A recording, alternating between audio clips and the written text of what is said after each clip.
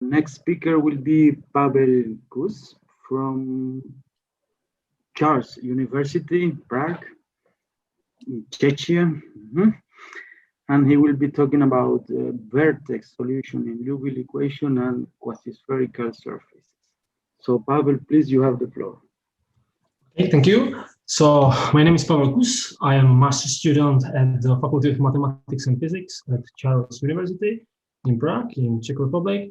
And I'd like to introduce you my work, part of my bachelor thesis actually, and recently published paper in International Journal. Before I start, I'd like to thank you for this opportunity to be here and have a talk for you.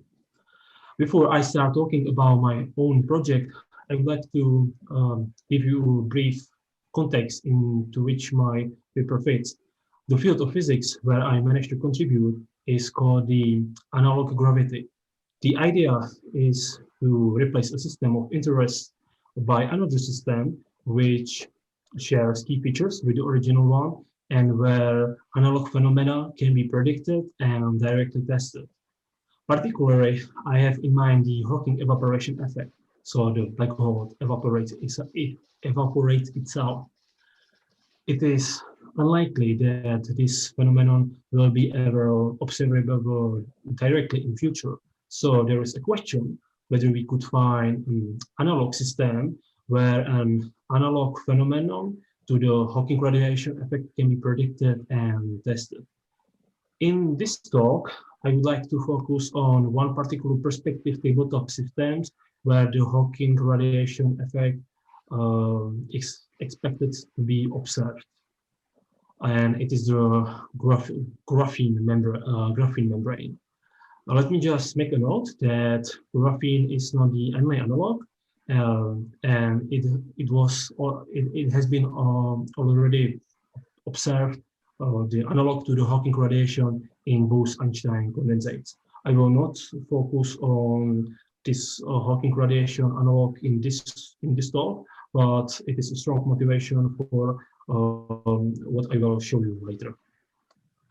Okay, you can ask a question why graphene membrane is a perspective tabletop system, or we can say why it is relativistic.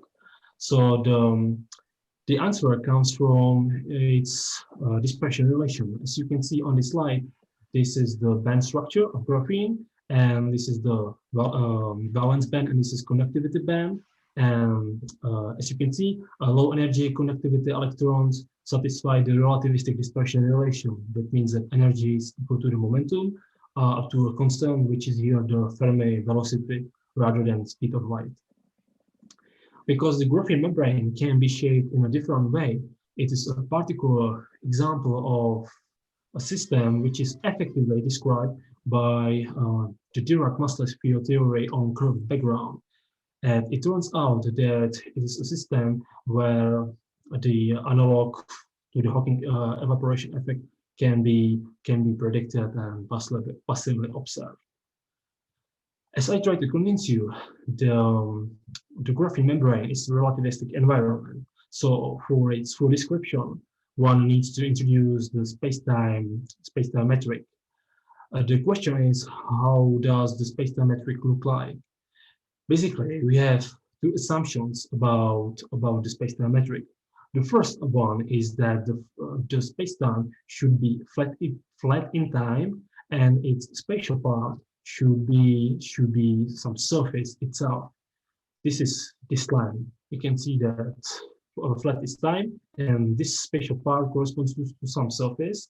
Let me just stress that if we deal with two-dimensional surfaces or two-dimensional manifolds, there is always possible to find so-called isothermal coordinates in which the space-time, where the metric of the surface looks like this. It means that the local geometry is fully described by so-called conformal factor, which is this phi. Okay, this is the first assumption, and the second assumption is that space-times are expected to be conformally flat.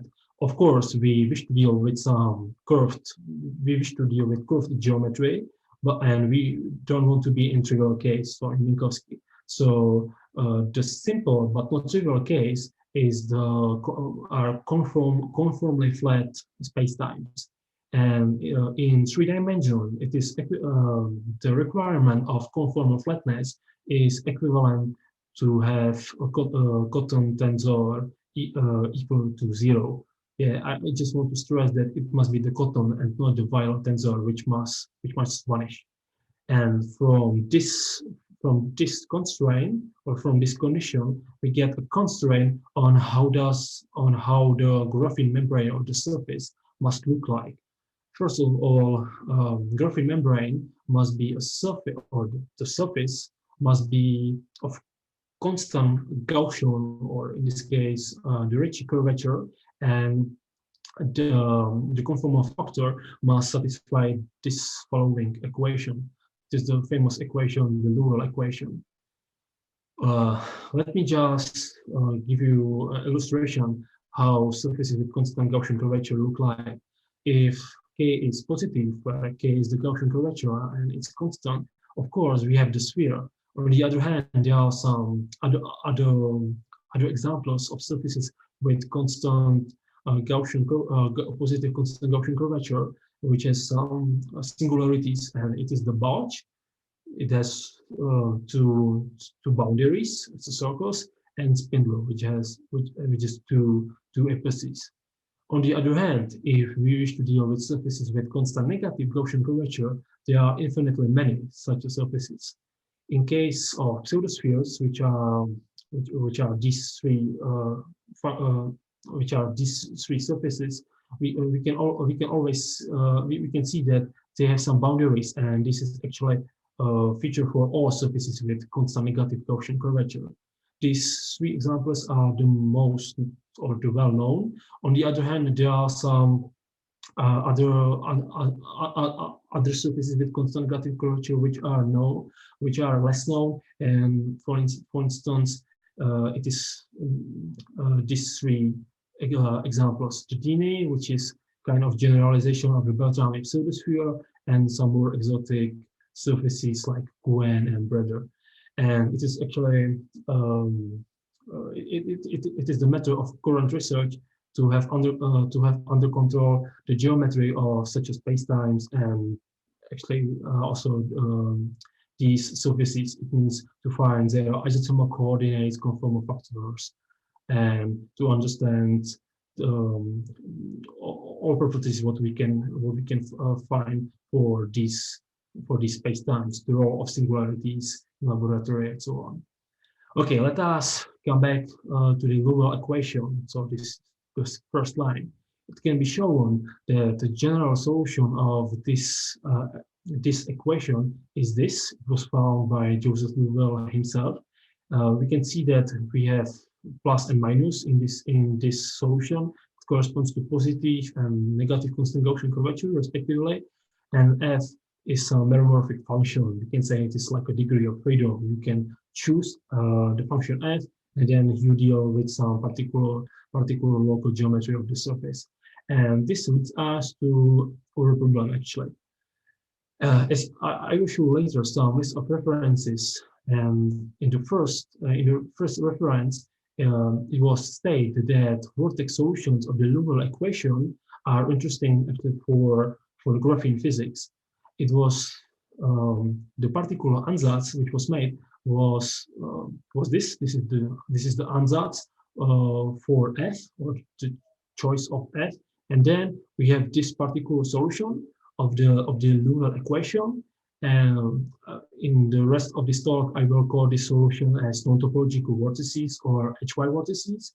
And the task which was, or the question which was proposed in this reference was to actually find the actual profile of surfaces with this geometry. That means that we wish to find surfaces which has this local geometry described by this conformal factor, and we wish to find Cartesian coordinates x, y, and z. I would like to just stress that this was proposed for surfaces with positive constant Gaussian curvature, And as I will show you later, I will ask a question and solve it also for surfaces with constant negative Gaussian curvature. So the task, which was the main task of my bachelor thesis, and it is the main result of the paper, is to actually find the coordinate transformation from these isothermal coordinates are tilde, theta tilde, to Cartesian coordinates x, y, and z to find the surface. Then we wish to have some comments on the associated spacetimes and ask about the constant negative Gaussian curvature. First of all, I'd like to stress why this task is quite challenging from some point of view. Of course, coordinate transformation is trivial in principle, but can be tricky in practice because you must solve a system of nonlinear partial differential equations.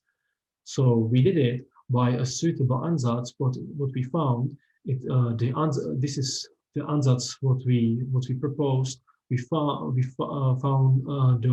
this radial function and actually found the z coordinate.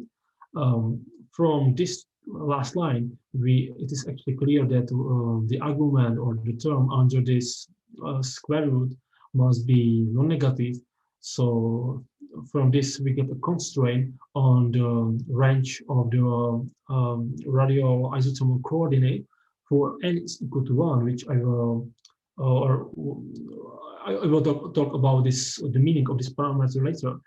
If n is equal to 1, then we have the full range. The radial coordinates goes from 0 to plus infinity. On the other hand, if n is equal to 2 or it's larger, then the boundaries are quite complicated. Then we found... Pavel, we have 5 minutes now. Time. 5 minutes to the end of the... Okay, thank you, great. Okay, now I would like to...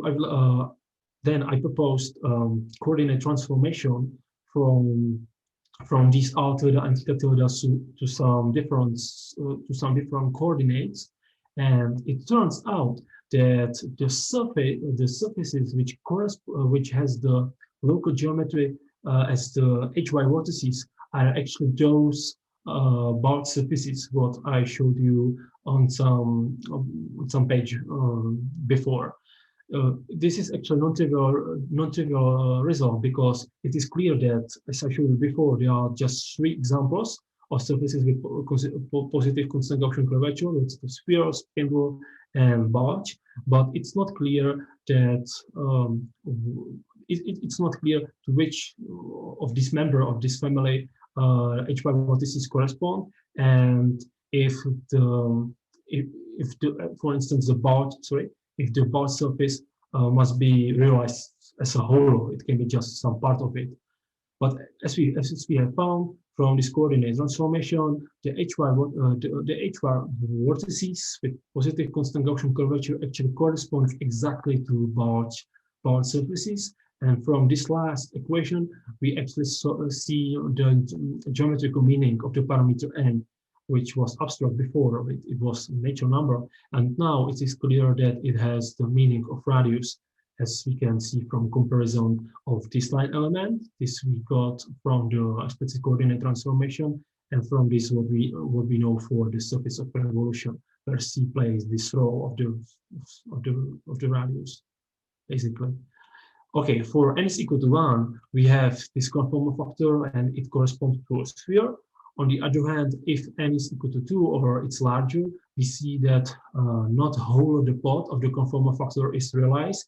There are some boundaries. It is the blue and red circle, which corresponds to boundaries of this part surface. Okay, because I should slowly end. Now I'd like to tell you a little bit about this, about the generalization to surfaces with constant negative Gaussian curvature. Just I'd like to say that we found explicit coordinate transformation from this line element to following, and if we compare this to this, because actually we know that this must correspond to elliptical pseudosphere. This is this is typical for term for elliptical sphere, what you can see here. But in this for elliptical sphere, this parameter c must be actually smaller or lower than a. But in this particular case, we found that a times n, of course, is greater than a. So this necessary condition is not satisfied, and it turns out that no generalization of the HY vortices as the solution of the Liouville equation is suitable for the negative constant Gaussian curvature. And just finally, a few words about spacetimes. It's not a big surprise that spacetimes or the metric of the related spacetimes must be somehow related or closely related to FLRW metric, or if you want, Einstein static universe, because we found that for n is equal to 1, we deal actually with the sphere, but for n larger than sphere, we can see that we have actually this spacetime element, and 1 over n square is some extra term in comparison with this Einstein static universe of FLRW metric.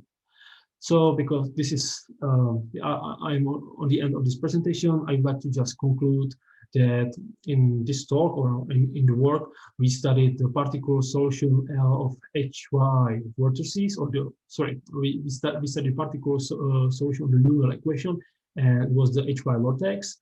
For n is equal to 1, its local geometry corresponds to sphere. For a larger n, it corresponds to bald surfaces. And his clear geometrical meaning, it is the scale factor. And it turns out that no generalization for pseudosphere is suitable. And if someone would like to construct in laboratory some graphene membrane with the geometry, local geometry to be the HY vortex, it must construct a barge surface in the shape of the barge surface. And this, or the spacetime associated to such a graphene membrane, corresponds some sort of Einstein static universe or its slight modification. This is the list of reference. On this first line, there was proposed the task, and for instance, in this reference, you can read more about the analog of the Hawking evaporation effect in both Einstein-Bose condensates. This is now all from my side. I thank you for your attention, and if you have any question, I will be happy to answer you in case that I know the answer. So please. Okay, thank you very much, Pavel, for your talk. And now we open the chat for participant list for questions.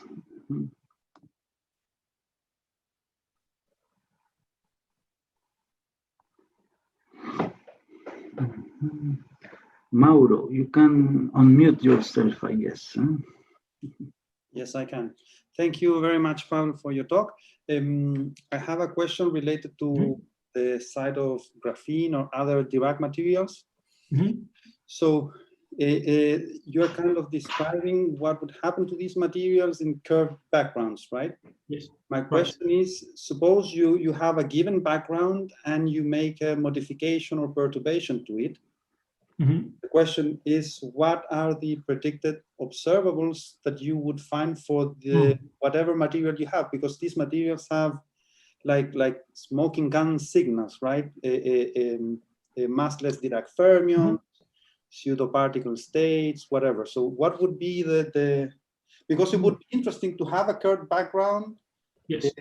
Some colleagues here, Villavicencio, Leve, have studied graphene in curved background and do theory analysis. So what kind of prediction? I think that this can be slightly, because you said that you asked a question that if you have some graphene membrane and you, let's say, make some deformation, then we can, this actually would correspond to some surface with non-constant Gaussian curvature, but our analysis is made just for this surfaces with constant Gaussian curvature. So because this setup is quite interesting. That when we work with constant Gaussian curvature, that we have a wireless symmetry, and of course there are some there can be some non-equivalence in after quantization, but okay, now I'm not sure how to answer it, because everything what I know about it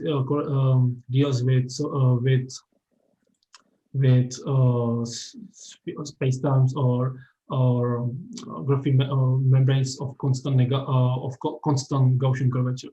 So yes, maybe we know that some surface can depend on some variables or some parameters. So if we change such a parameter, that okay, to be honest, I don't know the answer exactly. So perhaps may I say?